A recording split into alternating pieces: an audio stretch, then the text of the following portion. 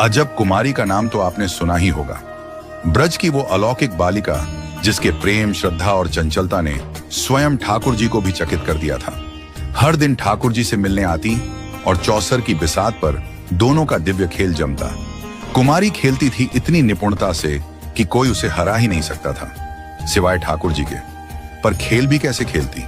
एक चाल अपनी चलती, फिर दूसरी ठाकुर जी की तरफ से भी, मनो जैसे स्वयं को हराने का आयोजन कर रही हो। ठाकुर जी मंद मंद मुस्कुराते और कहते, मैं जीत गया। कुमारी हंसती, मैंने जिताया है। रोज यही होता, वो हार जाती, ठाकुर जी जीत जाते।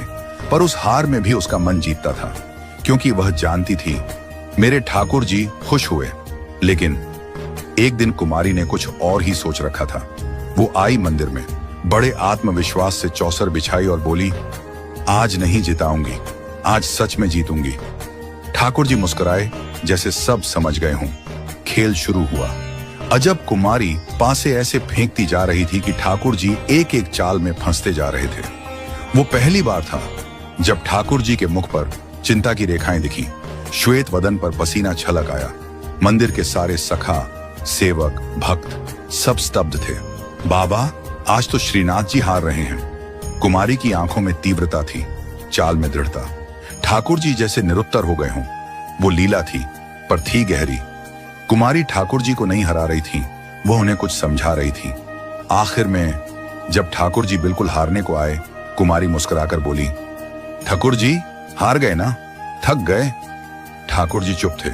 कुमारी बोली, मैं जीत रही हूं, लेकिन आपको हारने नहीं दूंगी, पर मेरी एक बात माननी होगी। ठाकुर जी मन ही मन बोले, जो तू कहेगी वह करूंगा, बस तू मुझे फिर से जिता दे। कुमारी ने मुस्कुराकर पासा चल दिया, जो चाल उसे हरा गया, और ठाकुर जी फिर से जीत गए। मंदिर में हर्षोल्लास फैल गया। जय श्रीनाथ जी की, हमारे लाल सर्वश्रेष्ठ हैं। किंतु उस दिन कुमारी की इच्छा कुछ और थी। उसने कहा, ठाकुर जी, अब आप ब्रज छोड़कर मेरे साथ चलिए, मेवाड़ को भी आपके चरणों की जरूरत है। ठाकुर जी बोले, मैं ब्रज नहीं छोड़ सकता जब तक मेरे वल्लभ कुल के गुसाई जी धरातल पर हैं। उनकी आज्ञा और उपस्थिति में मैं यहीं रहूंगा। गुसाई जी ने भी भविष्यवाणी की थी, एक दिन श्री जी बाबा मेवाड़ पधारेंगे, पर जब तक मैं इस धरती पर हूं, वो ब्रज नहीं छोड़ेंगे। समय बीतता गया। गुसाई जी ने जब शरीर त्यागा, तब ठाकुर जी ने कुमारी की बात पूरी करने की योजना बनाई। मेवाड़ को पवित्र करना था। मीराबाई की भूमि थी, भक्तों की आहें वहां थी। इसीलिए ठाकुर जी गिरिराज से चल पड़े मेवाड़ की ओर।